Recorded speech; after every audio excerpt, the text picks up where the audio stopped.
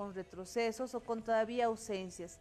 Entendemos que la pandemia de la COVID-19, no solo en Bolivia, sino en la región, ha generado procesos o medidas de regresividad, medidas en los que se ha retrocedido en cuanto al ejercicio y vigencia de derechos humanos. Claros ejemplos son el tema de salud, de educación, que todavía durante la pandemia han mostrado las desigualdades más profundas que existen en nuestro país y que la falta de medidas estatales correctas, de medidas estatales asertivas que piensen en las poblaciones en situación de vulnerabilidad han generado en exclusión, han dejado atrás a las y los más vulnerables, a los que no han podido tener una voz hacia el Estado para poder reclamar y hacer respetar sus derechos fundamentales. Queda mucho trabajo por hacer, pero también con retos importantes. Entendemos que Bolivia es uno de los países en la región con mayor avance normativo. Ahora lo que está faltando es la implementación en la realidad de la población. Usted mencionaba vulneración de derechos. ¿Cómo ha sido la situación en los conflictos de 2019? ¿Ha habido denuncias de personas que han estado en este momento y sus derechos han sido vulnerados? Evidentemente, la crisis de Estado que ha atravesado Bolivia durante el 2019, que deviene de años atrás, pues ha culminado en un proceso donde se ha afectado la dignidad humana. Yo creo que este día, en especial en Bolivia, tenemos que hacer una reivindicación sobre la dignidad, sobre esa cualidad de ser humano. A partir de eso se han generado, como no se generaban hace décadas dentro del Estado de Bolivia, gravísimas violaciones a los derechos humanos, delitos o asesinatos en lesa humanidad, claro, en operaciones conjuntas entre policía y fuerzas armadas, la comisión de hechos de tortura de forma masiva en centros centros de detención policial, la afectación a la libertad de prensa, de expresión, de información, de comunicación. Creemos que esta crisis ha sido como el pico más alto en cuanto a violación a los derechos humanos dentro de nuestro país y que lastimosamente no ha culminado entre octubre y noviembre del 2019, sino ha sido agravada por la falta de acceso a la justicia para las víctimas, pero al haberse tratado de una crisis de Estado para el pueblo boliviano en su conjunto, toda vez que en más de un año aún no se han esclarecido los hechos en instancias estatales competentes, como lo hubiera sido el órgano judicial, como hubiese esperado de un fiscal general que ha estado callado y ausente y ha sido parte del instrumento de persecución durante un año y no ha respondido a los delitos de lesa humanidad ocurridos en el país. Hablando de ese año justamente, o de esos 11 meses del gobierno transitorio, por ejemplo, que ya pasó, ¿cuántas denuncias ha recibido la Defensoría del Pueblo en torno a la vulneración de derechos? Hay dos momentos, una que es entre noviembre y diciembre del año 2019, y la otra que sería durante el 2020. Nosotros hacemos la contabilización de denuncias por gestión. En el caso del 2019 cerramos con alrededor de 12,000 casos durante toda la gestión y este año, hasta el día de ayer, registramos alrededor de 10,000 denuncias en el país, tomando en cuenta que la pandemia de la COVID-19 implicó el cierre de algunas oficinas por tiempos determinados y se tuvo que acudir a otro tipo de medios. Pues consideramos que todavía es un número significativo porque la gente continuó denunciando violaciones a sus derechos.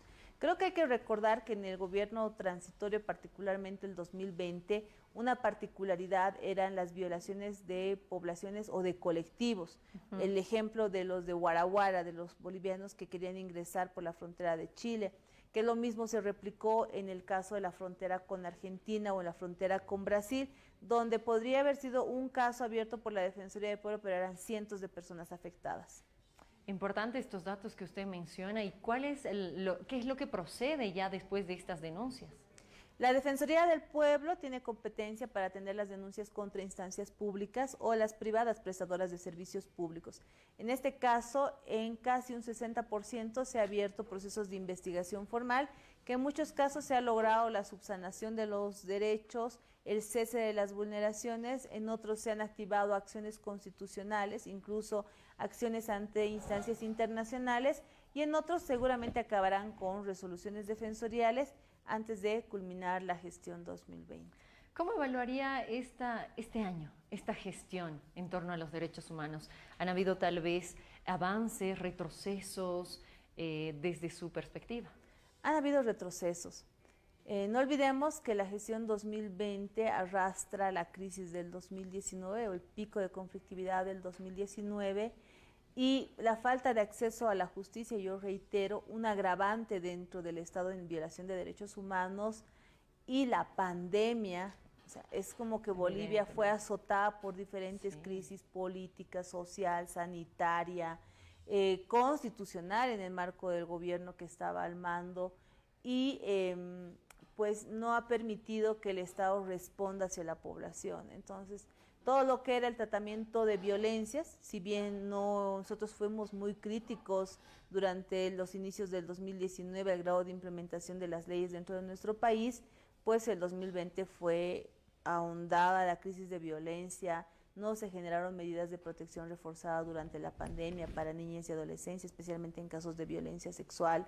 Lamentable. En el caso de los derechos laborales, mucho más grave todavía, porque no existía una instancia dentro del Estado como un Ministerio de Trabajo, inspectorías de trabajo que vayan en defensa de las y los trabajadores.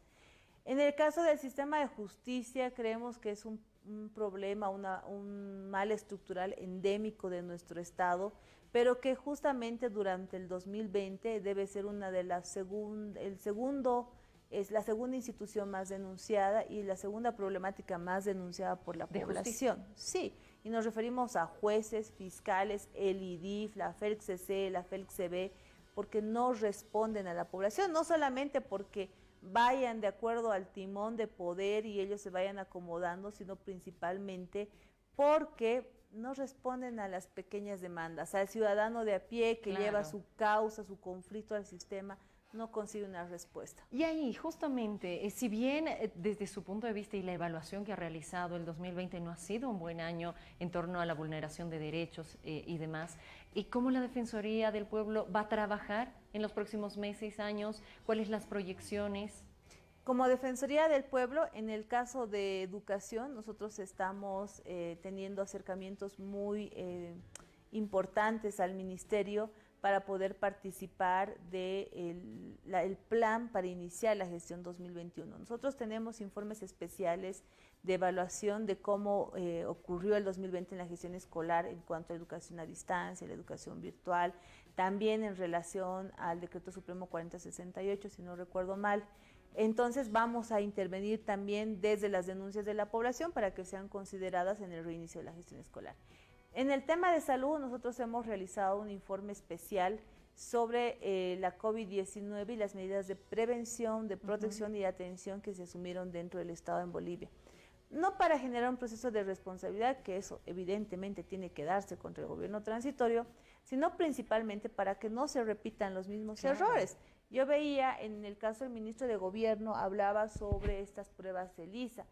Sería más importante o sería igual de importante que se aúnen esfuerzos para trabajar el tema de prevención, de educación, ya no solamente en los radios urbanos, sino también en las áreas rurales y en las áreas dispersas, donde lastimosamente la COVID-19 va llegando con mayor retraso como consecuencia del intercambio de alimentos en los mercados urbanos.